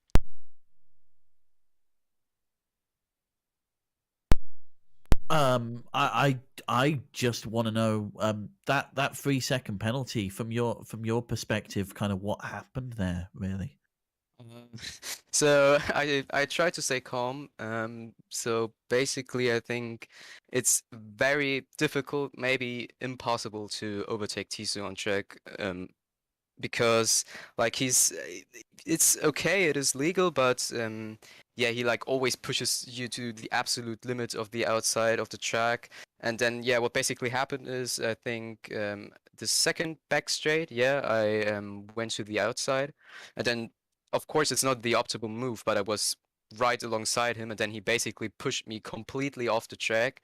Um, and yeah, I mean, these were 18 laps old mediums, so it was quite hard actually to go back on track and not completely cut the corner. And when I tried to get back, the radius for the third turn of the chicane was just too tight, and I had to cut it. But it was basically only the result of Tisu pushing me wide, and then also in the last lap he did the exact same to me again, only that he broke too late, and then we went side by side through the chicane, and then he didn't leave any space again. So yeah, I am quite confident that I can get removed this 3 second time penalty, because I think it was very unjust from Tisu. And finally for me, we noticed kind of towards the end of the race, you were holding back. Were you planning to launch a big attack towards the end? I mean, we were looking at battery levels, and Tisu and Lucas were sitting there with 10, 12% left in their tanks. You were there with almost half a battery left. What was your strategy going into the final couple of laps of the race? So quite easy actually. I mean, just because I knew that the soft tires were gonna drop off pretty significant to the end of the race. So like 5 laps before the end of the race, I wanted to overtake Tisu, and then maybe try to launch an attack on Lucas. But yeah, as already said, it was quite difficult, and I mean it should have been quite easy, because for the last 2 laps, I mean both of them only had 10% battery left, and I tried to use that advantage, but the straight was just too small, and also Tisu just not given any space was, yeah, just not possible to do anything there. Now, final question from us today. Next week is now Spa. How are you feeling going to Belgium? You've been on a really good run of form. It's a very popular track. Is it popular for you, and is it high up on your list of tracks to run, or do you think it might be a challenge? Sadly, it's a not so exciting race for me. I mean, when I'm completely honest, the first half of the season, or like what's first half of the season, but like first couple of races, were just, except for Singapore, racetracks I'm really poor at, and Spa is that track as well. I mean, normally, like for example, in the last game, I actually quite liked the track, but again, I don't know what happened there at Codemasters, but just how the curbs react, and the car's handling model. It's just basically a lottery game, whether you get a good lap in Spa, especially in qualifying, or if you just spin out and mess up everything. So yeah, I'm again a bit concerned about Spa and my pace, but it's just maybe it will turn out like Abu Dhabi, where I'm surprisingly good at the track, and yeah, maybe I can do something again. We'll have to wait and see. Well, congratulations on the result today. You still drove a very, very good race. And worst comes to worst, you did only finish 5th, so which is still a good haul for the Haas team that was leading constructors into this race. So we look forward to seeing what you can do next time out when we go to Spa de Francorchamps, if I totally butchered that name. And yeah, congratulations again, and I hope you have a safe, healthy, and happy rest of your weekend and week. And we look forward to seeing you next week on track. Yeah, thank you, and stay safe out there. Yep. Cheers, mate. Alrighty, so before we bring in Jan Fehler for our next post-race interview, one thing we do want to note, we want to make it very clear here at AOR, is that next week we decided to change the race from Russia to Belgium. Now, thoughts aside on that, just want to make it clear that we do feel our hearts and our prayers definitely go out to the Ukrainian people, and we hope they get through this very tough time. And so AOR has decided, after letting the drivers vote if they felt like racing at Russia or not, we decided to cancel the race. And meanwhile, as it stands, in real life, of course, that may not do anything. But if you do want to go ahead and help, please look up. So there are plenty of donations or corporations you can make donations to that are currently trying to aid the Ukrainian people and help them through this crisis. So go ahead and do some research. Unfortunately, I do not have sites at the time, but of course, we don't promote violence anywhere in the world, and we want it to stay peaceful. So please, definitely, if you can, at least find something you can do to help Ukraine. Now, back to our post-race interviews. We're going to go ahead and bring in Jan Fehler, who definitely didn't have his best drive, unfortunately. It seemed like it was a tough one out there today, Jan. What happened? Oh, the safety car happened. That absolutely screwed me over. Looking at where the other guys around me before the first pit stop phase came out, I would definitely have had the jump on Lucas as well. And then would have driven just until the end. Unfortunately, there were several people who profited from that safety car, and Cruisex and myself were the ones who suffered from that one. And yeah, that definitely ruined the race, because overtaking in the train is just very, very difficult and possibly dangerous. So did all I could, but didn't really want to drive anybody off track. So that's where I ended up. Now, you had some really good pace, and you were also in qualifying. You were looking like you were going to get pole position up until that final corner. Did you just lose it on the curb, or did you just get a wee bit too early on the throttle and caught you there? Because it looks like you did a half spin and you beautifully saved it and still came home on the front row. But what happened there? Yeah, probably a mix of both. I think I took a bit more curb than I wanted to. But also, yeah, just a bit too trigger happy, knowing that the lap wasn't too perfect yet, and just wanting to get the most out of that final corner exit. Yeah, so both of it. Yeah, I mean, definitely not the best drive that you could have hoped for, but, finishing, still in the top 10, getting points every race, can't win them all. There's still a very good result nonetheless. Tipster, do you have any questions for our reigning champion here today? Well, I mean, it's a call of strategy, isn't it, really, Fehler? What was going through your head during that second safety car as it came out? Well, the main thought was whether I wanted to pit for softs or not, because I knew they could definitely make it to the end and are pretty quick at the start.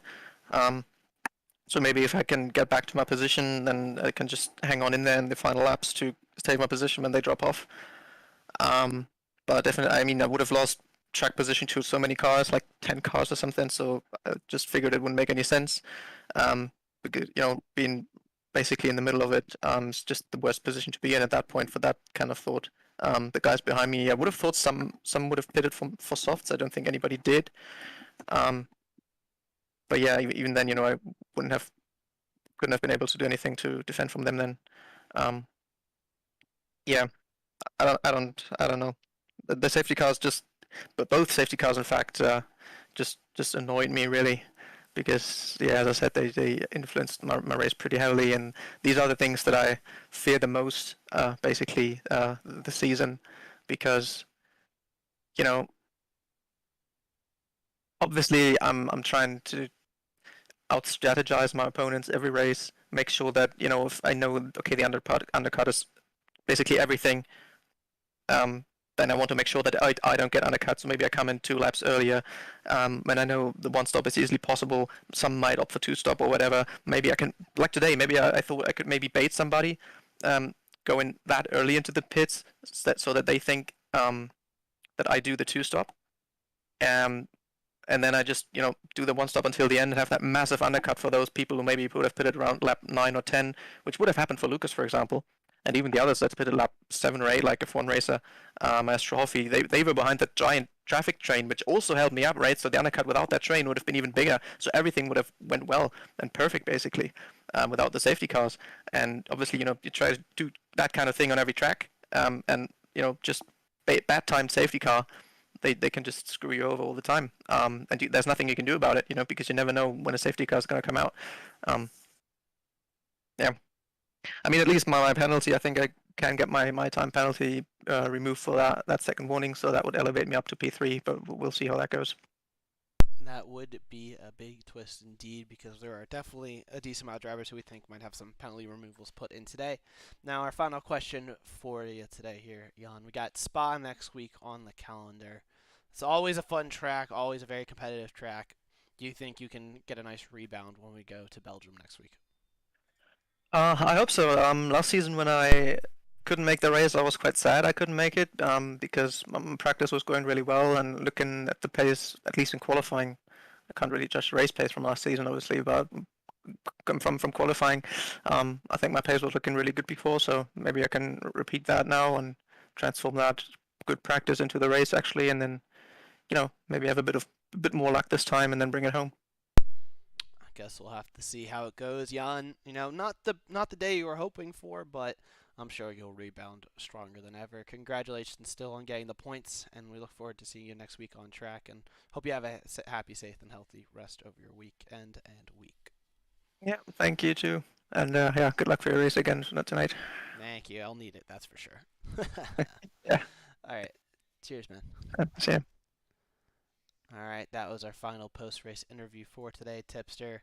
It was a very fun, very exciting Abu Dhabi race. And before we go ahead and bring up the updated standings, do you have any comments you'd like to make? Well, I think this is one of the things about F1 that you both love and hate, is the unpredictability of it. You can have all the strategy and preparation in the world, but a safety car, a driver spinning off track can throw all of that out the window in an instant. And that's something that we've seen tonight, not just once, but twice. Yeah, it definitely is. You can get anything can happen with how it stands, and it's always crazy to see stuff. How things can get turned on their head. So, and today was definitely no exception. Now, we're going to go ahead and take a look at some of these standings right now. And we're going to go ahead and pull up the updated Drivers' Championship standings. Now, this is all provisional. Results still have to go up. And we do believe we have some penalty removals that we'll be looking at. But as it stands, F1 Racer will retake the championship lead after getting that podium here today. The Ferrari driver, 7 points clear of Jan Fehler in second, with the two of them starting to stretch their lead up at the front. But the biggest mover is our race winner, CDR Lucas 070K, the CDR driver from Brazil, up 7 positions after that amazing performance today, getting 25 points out of the race today. Kev Genetics holding 5th position, Matty29 up into 6th after coming home in 3rd today. Our other big mover, Tisu, down in 10th, up 7 positions, getting the first points for the Alpine team this season. So, of course, these standings could very well shuffle by the time we get to the next race, as the likes of Krusix and Gelbavon and, like I said, Fehler, and plenty of drivers looking to get penalty removals after that one. So this will certainly shuffle around a little bit, but definitely going to be interesting going to Spa next week, Tipster. Yeah, and well, I mean, look at how it is up top at the moment. 7 points separate them as it currently stands, and that just so happens to be the difference between first and second. So we could be sitting on a tie at the top of the at the top of the driver standings by the end of next week. Who knows? We could be. That's absolutely right. Well, now we'll have to wait and see how the penalty shuffles how it goes, and how Spa comes next week. Now, of course, we will be back here in the booth same time next week, 8 p.m. British Standard Time, for round number 4 in Belgium for the Belgium Grand Prix. In the meantime, the ACC leagues are still going strong. You can catch some GT3 action tomorrow here on the AOR's YouTube, I believe starting at 7:30. And then tier number 2 will be the following day, same time on Tuesday at 7:30 as well. We also have the ACC Endurance Championship, which will be premiering round number 1 this coming Saturday as well. So plenty of action to find on the AOR YouTube. Don't go anywhere. We also have the Project Cars 2 League. That's on, I believe, Thursdays as well. Don't correct me, or correct me if I'm wrong. But plenty of AOR content coming out for you guys. And like we said, we'll be back here next week at 8 p.m. Unfortunately, there will be a No America stream tonight by the looks of it due to commentator issues, but that's okay. We'll be back there next week, and we'll see if we can get some results from that as well. As always, Tipster, it's been a lot of fun, and we'll thank you, everyone, for joining us here today, watching this fantastic Abu Dhabi Grand Prix, sponsored by Driver61 and SimSok. Go check them out today at driver61.com and simsok.com, and we look forward to seeing you next week here for round number 4 at Spa for the Belgium Grand Prix. Alika Caravan, and drive safe.